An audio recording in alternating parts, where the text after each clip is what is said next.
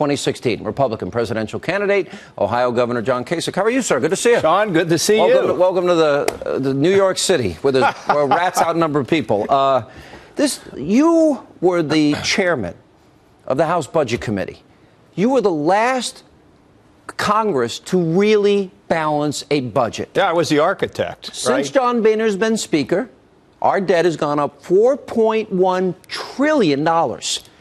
60% of Republicans feel betrayed by Republicans in Washington.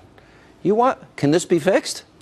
Oh, absolutely, Sean. Look, I mean, when I left, we actually had a $5 trillion projected surplus over 10 years. When I went into Ohio, we were 20% of our operating funds in the hole.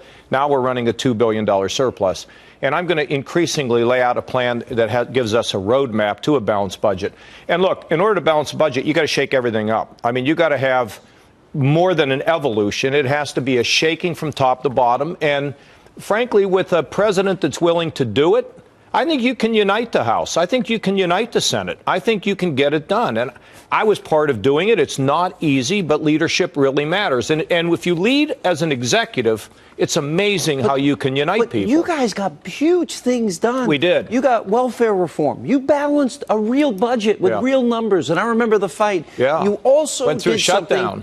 Okay, well, I was going to say, this Republican Party in Congress has this inordinate paranoia and fear that they'll be blamed for a shutdown, which I would argue has rendered them impotent. Is that a fair?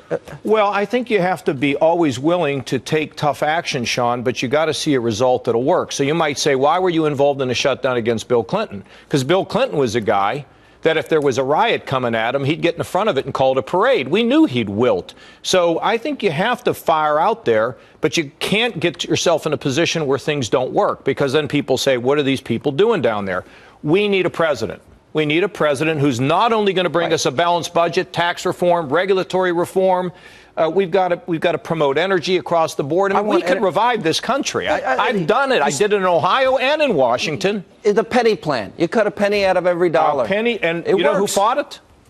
Republicans and Democrats. You're right. And we lost by a few votes, but it was the first shot heard in the war. You bring in repatriated money, trillions overseas. You make us the tax haven of the world. Corporate tax rates. I don't think it would all help those things.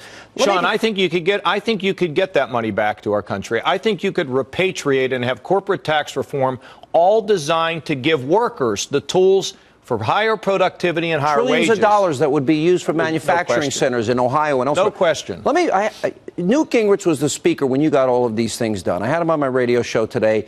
He offered words of advice for Republicans in the wake of McCarthy's announcement. Let's play that. Now that we're at this point, how do we move forward? And my only advice to the House Republicans, and I was for Kevin. I thought Kevin was the best prepared person.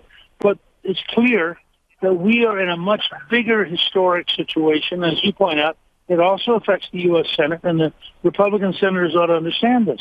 You have the top three candidates for the presidency now on our side are all outsiders. You can see why the country is saying, you guys got to change what you're doing. And my advice to the House Republicans would be, slow down, have day-long sessions where you actually listen to each other with a sense of humility, where all of you listen to each other and try to figure out, for the country's sake, how do we move forward?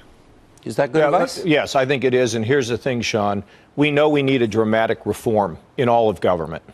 And the thing is, I get elected, you're going to wear a seatbelt, because we're going to have so much change, which is what I did in Washington and what I've done in Ohio. What I'm most concerned about is having a united party that wants to reduce the power and the money and influence in Washington. That doesn't exist right now, does it?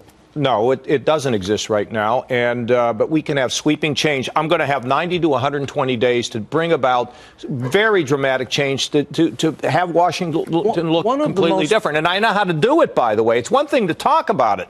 I know how to get these things. I've done it a couple times. I want to ask you, in light of this, though, but there were 10 items. It was called a contract with America. Yep. Why don't we duplicate that? Republicans commit to a vision that will balance the budget, make us energy independent, control I'm our going to borders. I have a contract with America coming. I don't know what I'm going to call it, but it's going to be a comprehensive plan to You're get going to this lay out how country many moving. items on your plan? There's going to be a bunch of them. It'll be regulatory, tax, energy. It'll be coming very, very soon, and it will get more detail as time goes on. You realize I've only been a candidate for president for slightly more than 2 months? I was there the day that it almost seems like it's been 2 years, right? So give me a little time, but we're going to move, and it'll be responsible. Well, because I think the success that you and Newt Gingrich had can be duplicated. And I believe you've shown that as governor. Look at these poll numbers. Latest Quinnipiac poll number for you. No Republican can win the White House without the Buckeye state of Ohio. Look at those numbers. These are the highest approval ratings you've ever had. 62-29. What was the debt when you took over? What was the deficit? $8 billion. About 20% of our general revenue fund. $8 billion. What is the surplus now? $2 billion. What was the deficit? We're up 347,000 jobs. When you were the House budget chair? Oh, hundreds of billions, and over the long term. You know, we also paid down debt when we balanced the budget when I was the architect. But, Sean, here's what it took. I had to fight sometimes my own party. I had to fight the Appropriations Committee. You know, there's three parties in Washington. There's the Republicans, Democrats, and the Appropriations Committee. Mm-hmm. And I had to fight them. And you have to take the heat. I've had to take heat in Ohio. But you know what? It gets rewarded when you can produce success. In your opinion, you work with Newt Gingrich to make this success. Would he be a good speaker to come back? Let me tell you, we've had changes of leadership in Ohio.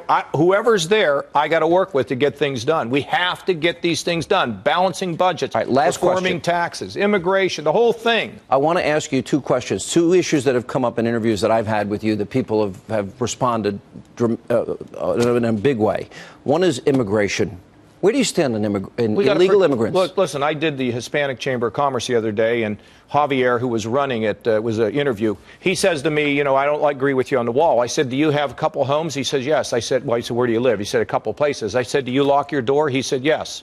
We need to lock the door so we know who's coming into America. So build the wall first? Absolutely. It has to be done. What about, should anybody that came in here illegally? Anybody who comes in here, once that wall's done, they got to go back. No excuses.